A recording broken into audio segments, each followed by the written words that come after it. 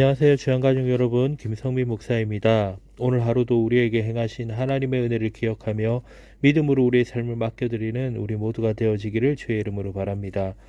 2023년 1월 17일 오늘의 주만나는 받은 은혜를 회복하라라는 제목으로 사사기 6장 7절에서 10절 말씀을 묵상하고자 합니다.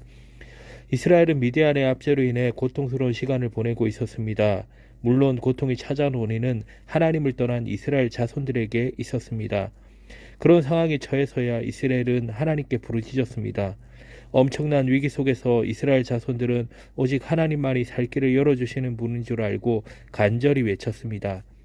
그런데 하나님은 이전의 반응인 구원자를 보내주시는 것으로 반응하지 않고 부르짖는 이스라엘 자손에게 한 선지자를 보내시고 그를 통해 말씀을 전달하십니다.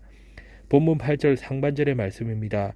여호와께서 이스라엘 자손에게 한 선지자를 보내시니 그가 그들에게 이르되 여호와께서 이같이 말씀하시기를. 이렇게 행하시는 하나님을 통해 우리는 무엇을 알 수 있을까요?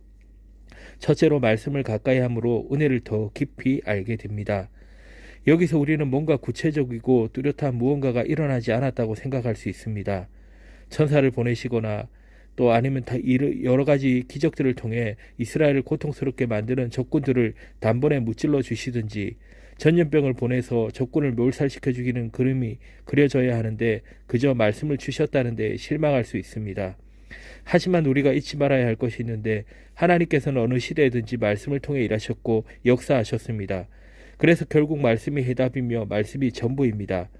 즉 한 선지자를 통해 말씀을 주신 것은 하나님이 이스라엘에게 내려주신 최고의 축복이라 할 수 있습니다.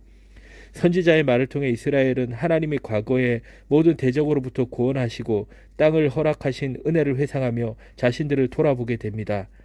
우리의 삶도 마찬가지입니다. 우리에게 행하신 일들을 말씀을 통해 돌아보고 깨닫고 다시 하나님께로 서게 됩니다. 둘째, 말씀의 은혜를 통해 자신의 죄인됨을 깊이 알고 믿음으로 서게 됩니다. 9절입니다.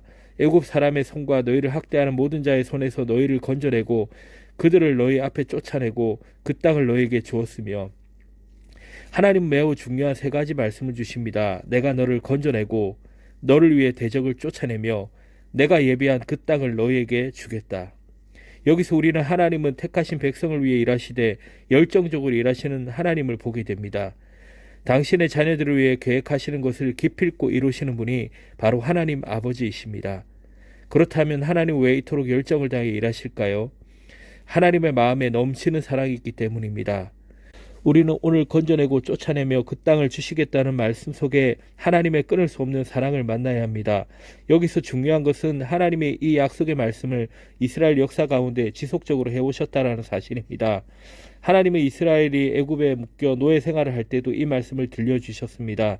그리고 그 말씀을 분명히 이루셨습니다. 또한 사사시대의 말씀을 다시 선포하십니다. 더 나아가 오늘 우리에게도 들려주십니다. 과거에 약속했던 말씀을 확실히 이루신 후에 다시 그 말씀을 선포하는 이유가 무엇입니까? 택한 백성을 위해 끊임없이 일할 것이며 반드시 그 일을 이루겠다는 의지를 보여주기 위함입니다. 하나님의 건지심과 쫓아내심 그리고 땅을 주시는 그 사역은 결코 과거에만 이루어진 것이 아닙니다. 오늘 우리의 인생 위에도 여전히 지속되는 일이며 그 사역은 반드시 성취될 것입니다. 이 사실을 우리는 이미 알고 있습니다. 하나님은 죄에 빠진 우리를 위해 예수님을 보내주셨고 십자가의 능력으로 우리는 건짐을 받았습니다. 그것만이 아니라 예수님은 우리를 둘러싼 죄와 사망의 권세를 쫓아내셨고 하나님 나라를 선물로 주셨습니다. 이렇게 우리는 이미 하나님의 거룩한 말씀을 체험했습니다. 따라서 우리는 앞으로 이 하나님의 말씀이 이 사역이 멈춰지지 않을 것을 굳게 믿어야 합니다. 그런데 문제는 믿음이 부족하는 데 있습니다.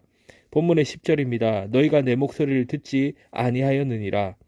이스라엘 백성들이 궁핍의 그늘에 벗어나지 못하는 것 같이 우리들도 궁핍의 그늘에서 벗어나지 못합니다. 이유가 무엇입니까? 믿지 못하기 때문입니다. 오늘 우리에게 필요한 자세는 믿음입니다. 부르짖는 자에게 주시는 약속의 말씀이 반드시 나의 인생이 이루어지고 성취될 것이라고 하는 사실을 신뢰하는 믿음이 있어야 합니다. 오늘 우리는 본문에서 중요한 두 가지 포인트를 깊게 묵상하게 됩니다. 말씀과 믿음입니다. 하나님은 말씀을 통해 역사를 이루십니다.